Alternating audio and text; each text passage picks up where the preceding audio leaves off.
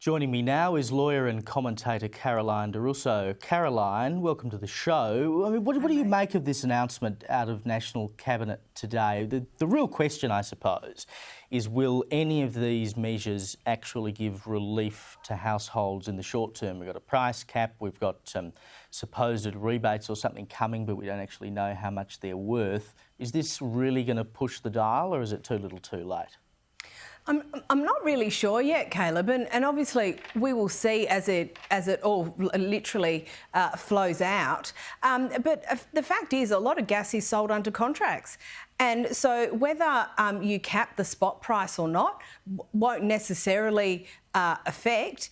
And as far as rebates go for households, well, you know, it just means that your bill is lower, I suppose, but it doesn't actually improve the system so that it reduces the price of power. So it's just a Band-Aid, Caleb. It is no more than a Band-Aid, and it does absolutely nothing to deal with the infrastructure issues and the supply issues, which are actually the foundation of this problem. Unfortunately, there is no quick fix, and unfortunately, it is about changing state government policy so that there's more exploration, so there's better management of infrastructure, and not just closing down power stations because you think that coal is unfashionable.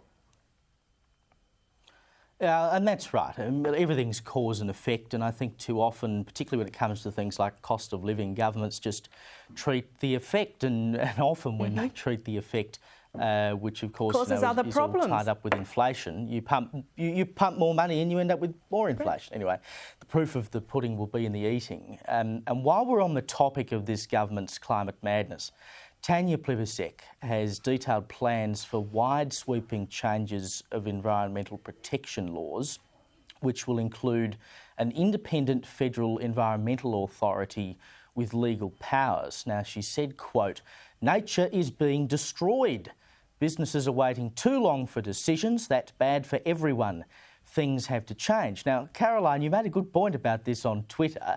Under the previous federal government, there was an agreement at National Cabinet that all states would reduce duplication and streamline environmental laws, get rid of this green tape, and Labor and the Greens voted against it. Yes, exactly right, and part of the crossbench. So there had been an agreement with all the states to reduce duplication and to make those environmental approvals just less cumbersome so that we can actually get developments and projects through. And Labor, the Greens and part of the crossbench voted it down. And it wasn't nothing to do with this legislation itself. It was to do with they wanted leverage on the government because they wanted more transparency over JobKeeper. They wanted more information over JobKeeper. So they torpedoed these reforms, which were going to make the system fairer and less cumbersome, and they voted them down because they didn't get their way on something that is totally unrelated to this issue. But there was agreement with all states, including the Labor states, to get rid of that duplication. Now, what we've got here, we hear it's an independent body. We hear we've got to protect the environment, and we hear businesses are going to get decisions. Will need decisions. So does that mean that they just knock every development on the head earlier? So the business gets their decision quickly, the environment gets saved, and how independent is this authority?